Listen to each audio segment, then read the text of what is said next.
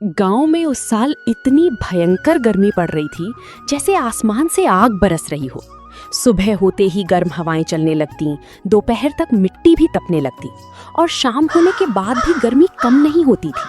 खेत सूख चुके थे, तालाबों का पानी कम हो चुका था, पेड़ों की पत्तियां मुरझाने लगी थीं और गांव के लोग हर दिन बस यही सोचते थे कि आखिर ये मुश्किल समय कब खत्म होगा। उसी रामपुर गांव के किनारे मिट्टी और लकड़ी से बनी एक छोटी सी झोपड़ी थी, जहां रहते थे रियांस और उसका छोटा बेटा राहुल। दोनों बहुत गरीब थे, लेकिन दोनों के बीच बहुत प्यार था। रियांस चाहे खुद भूखा रह जाए, लेकिन राहुल को कभी दुखी नहीं देख सकता था। राहुल बेटा, आज फिर काम ढूंढने जा रहा हूँ, शायद आज कुछ मिल जाए। पिताजी, जल्दी आ जाना, मैं आपका इंतजार करूंगा। रियांस रोज की तरह घर से निकल पड़ा। सुबह से दोपहर हो गई, दोपहर से शाम होने लगी, लेकिन उसे कहीं काम नहीं मिला। गर्मी इतनी थी कि उसके कपड़े पसीने से भीग चुके थे, पैर थक चुके थे, लेकिन उसे अपने बेटे राहुल का चेहरा याद था, इसलिए वो चलता रहा। घर लौटते समय रास्ते के किनारे एक पुराने पेड़ के नीचे उसे एक बूढ़ा साधु बैठा दिखाई दिया। साधु बहुत कमजोर लग रहा था, उसके कपड़े पुराने थे, चेहरा थका हुआ था। बेटा, बहुत भूख लगी है, क्या कुछ खाने को मिलेगा? रियांस कुछ पल चुप रहा। उसके पास सिर्फ थोड़ा सा खाना बचा था, वही खाना वो राहुल के लिए बचा कर ला रहा था। लेकिन अगले ही पल उसने अपना छोटा सा खाना साधु के सामने रख दिया। ज्यादा तो नहीं है साधु जी, लेकिन जो भी है आप खा लीजिए। साधु खाना खाने लगा। वो सोच रहा था कि इतने अच्छे इंसान कहाँ मिलते हैं, इसकी मदद जरूर करनी चाहिए। तुम बहुत गरीब हो, लेकिन तुम्हारा दिल अमीर है। अगर अपनी किस्मत बदलना चाहते हो तो यहाँ से बहुत दूर एक घनी जंगल के अंदर जाओ। वहां एक पुरानी गुफा है और वहां जाकर कहना, हे कोई परी, मेरी मदद करो। क्या सच में उस गुफा में कोई मिलेगा? कभी कभी सबसे बड़े जवाब सबसे रहस्यमयी जगहों पर मिलते हैं। रियांस कुछ और पूछना चाहता था, लेकिन अचानक साधु वहां से गायब हो जाता है। रियांस हैरान रह गया। कुछ पल तक वो वहीं खड़ा रहा। फिर उसे राहुल याद आया और उसने जंगल की तरफ कदम बढ़ा दिए। जंगल बहुत घना था, इतना घना कि सूरज की रोशनी भी मुश्किल से जमीन तक पहुंच रही थी। चारों तरफ बड़े बड़े पेड़ थे, पक्षियों की आवाजें पूरे जंगल में गूंज रही थी। कभी पत्तों की आवाज आती, कभी ऐसा लगता जैसे कोई दूर से देख रहा हो। लेकिन रियांस चलता रहा, धीरे धीरे और अंदर जाता गया। काफी देर चलने के बाद अचानक रियांस रुक गया। उसके सामने पत्थरों के बीच एक बहुत पुरानी गुफा थी। गुफा इतनी पुरानी लग रही थी जैसे कई सालों से वहां कोई आया ही ना हो। अंदर अंधेरा था, ठंडी हवा बाहर आ रही थी। रियांस डरते डरते अंदर जाने लगा। एक कदम, फिर दूसरा कदम। उसका दिल तेजी से धड़क रहा था। है कोई परी, मेरी मदद करो। फिर अचानक पूरी गुफा चमकदार रोशनी से भरने लगी। रियांश डर गया। उसका दिल इतनी तेज धड़क रहा था कि उसे अपनी सांसों की आवाज तक सुनाई दे रही थी। गुफा के अंदर ठंडी हवा तेजी से घूमने लगी। पत्थरों से टकराकर आती आवाजें पूरे गुफा में गूंजने लगी। रियांश ने पहले कभी ऐसा कुछ नहीं देखा था। कुछ पल पहले जो गुफा अंधेरी और शांत थी, अब वही गुफा किसी जादुई जगह जैसी लग रही थी। और फिर रियांश के सामने एक परी दिखाई दी। आप कौन है? तुमने मदद मांगी थी, इसलिए मैं आई हूं। रियांश कुछ पल तक कुछ बोल ही नहीं पाया। उसे यकीन नहीं हो रहा था कि जो कहानियां उसने बचपन में सुनी थी, आज वो सब उसकी आंखों के सामने था। क्या सच में परी होती है? हर चीज दिखाई दे ऐसा जरूरी नहीं। कुछ चीजें सिर्फ अच्छे दिल वालों को दिखाई देती हैं। रियांश की आंखें नम हो गईं। उसे राहुल याद आया, उसे अपनी गरीबी याद आई, उसे वो दिन याद आए जब दोनों बिना खाना खाए सो जाते थे। मैं बहुत गरीब आदमी हूँ। मेरा बेटा राहुल कई बार भूखा सो जाता है। अगर कुछ हो सके तो मेरी मदद कर दीजिए। मैंने देखा तुम खुद भूखे थे, फिर भी तुमने भूखे इंसान को खाना दिया। अच्छे दिल वालों की मदद जरूर होती है।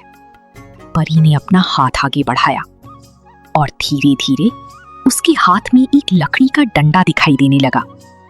डंडा साधारण लग रहा था, लेकिन उस पर हल्की सुनहरी चमक थी। ये एक जादुई डंडा है, इससे जो मांगोगे वो मिल सकता है।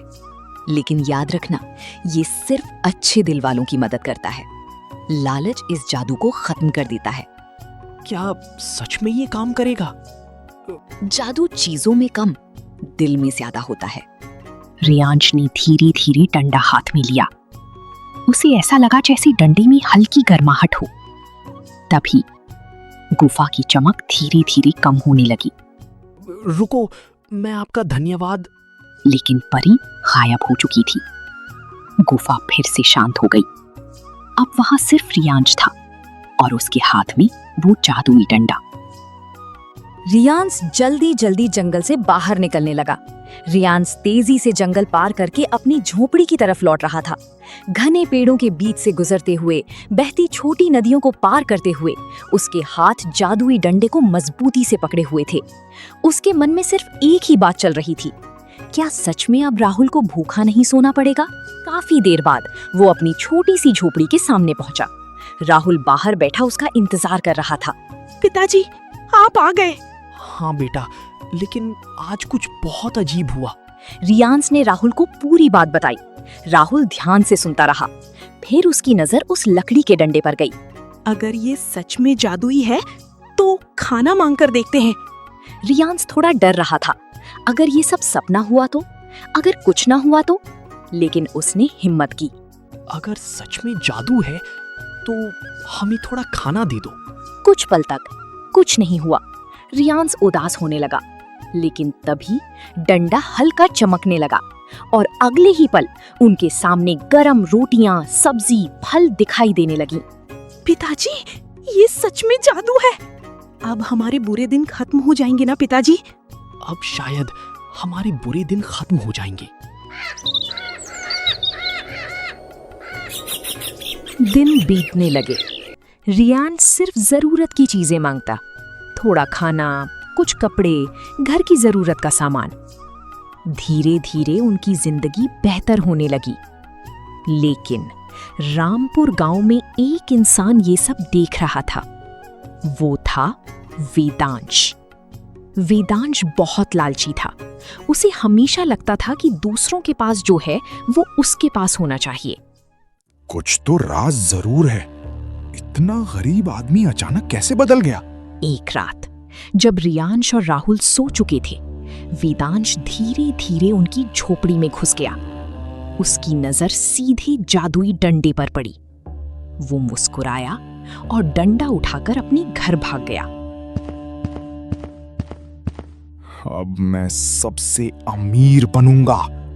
मुझे बहुत सारा सोना चाहिए। लेकिन कुछ नहीं हुआ। फिर उसने दोबारा कोशिश की। मुझे पैसा चाहिए। फिर भी कुछ नहीं हुआ। वेदांश बार बार कोशिश करता रहा, लेकिन डंडा बिल्कुल शांत रहा। ये मेरे साथ काम क्यों नहीं कर रहा? वेदांश चुप हो गया। उसे अपनी गलती समझ आने लगी। मुझे इस डंडे को रियांश को वापस कर देना चाहिए।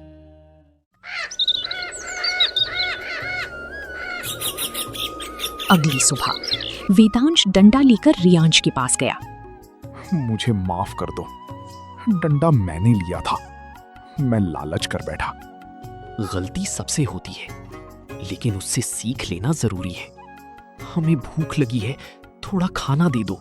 डंडा चमकने लगा और अगले ही पल खाना सामने आ गया। वेदांश सब देखता रह गया।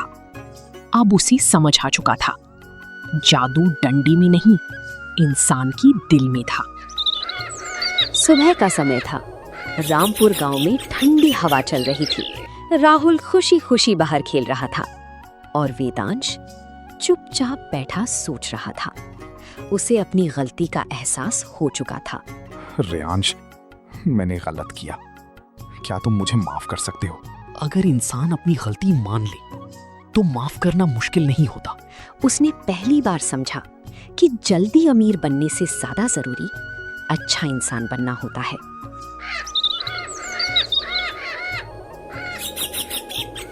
उस दिन के बाद वेदांश ने मेहनत करना शुरू कर दिया।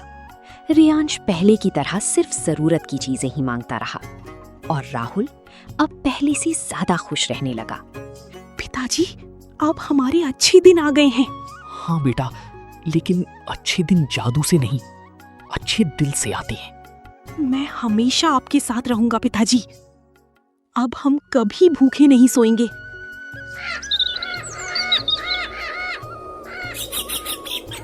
कुछ दिनों बाद रियांश फिर एक दिन उस घने जंगल की तरफ गया। वो उसी पुरानी गुफा के सामने खड़ा हुआ। गुफा वैसी ही थी, शांत, पुरानी, रहस्यमयी। आपका धन्यवाद परी, जो आपने हमारी मदद की।